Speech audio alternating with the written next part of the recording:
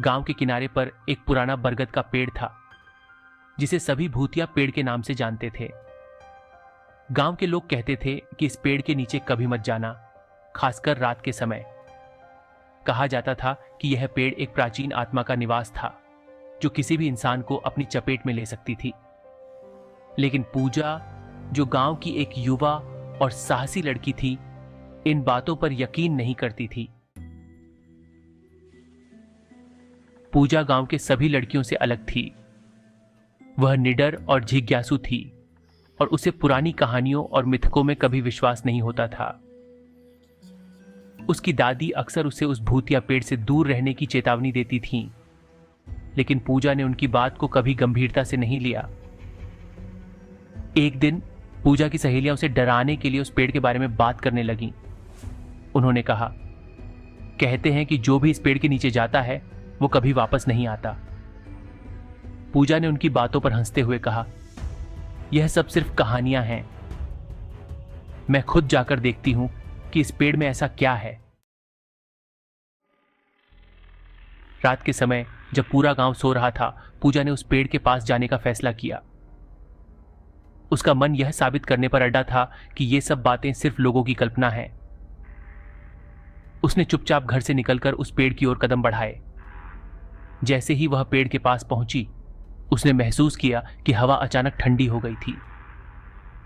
पेड़ की शाखाएं हवा में अजीब तरह से हिल रही थीं, जैसे किसी अनदेखी शक्ति के कारण। लेकिन पूजा ने अपने डर को काबू में रखते हुए पेड़ के नीचे खड़े होने का साहस किया। जैसे ही पूजा पेड़ के नीचे पहुंची, उसे लगा कि किसी ने उसे पुकारा। वह चारों तरफ देखने लगी, लेकिन वहां कोई नहीं था। उसकी सांसें तेज हो गईं। पेड़ की शाखाएं धीरे धीरे उसकी ओर झुकने लगीं, जैसे वह उसे अपनी चपेट में लेना चाहती थीं।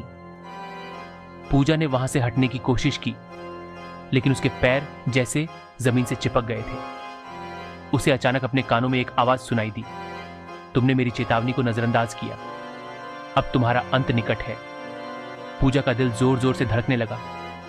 उसने खुद को छुड़ाने की कोशिश की, लेकिन कुछ अदृश्य ताकत ने उसे जकड़ लिया था। उसे ऐसा महसूस हो रहा था जैसे उसकी आत्मा को खींचा जा रहा हो। तभी पूजा की आंखों के सामने एक दृश्य उभर आया। उसने देखा कि कई साल पहले इसी पेड़ के नीचे एक औरत को जिंदा जला दिया गया था। गांव वालों ने उसे डायन समझकर इस पेड़ से बांध दिया था और उस पर आग लगा दी थी। वह औरत दर्द में चीखती रही, लेकिन कोई उसकी मदद के लिए नहीं आया। मरते समय उसने श्राप दिया कि जो भी इस पेड़ के नीचे आएगा, उसे वही पीड़ा सहनी पड़ेगी।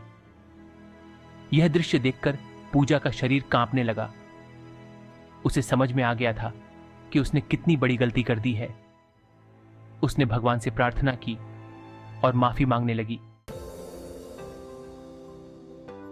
पूजा की प्रार्थना सुनकर अचानक हवाओं का रुख बदल गया।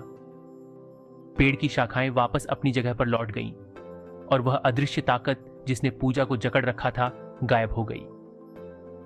पूजा का शरीर ढीला पड़ गया और वह जमीन पर गिर पड़ी। जब सुबह हुई तो गांव के लोग पूजा को बेहोशी की हालत में पेड़ के पास पाए। वे उसे घर ले गए और उसकी देखभाल की। जब पूजा को होश आया तो उसने गांव के सभी लोगों को उस पेड़ की सच्चाई बताई।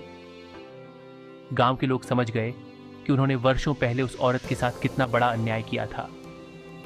उन्होंने उस पेड़ को एक मंदिर के रूप में बदल दिया और पूजा ने कसम खाई कि वह अब कभी भी किसी की बात को नजरअंदाज नहीं करेगी।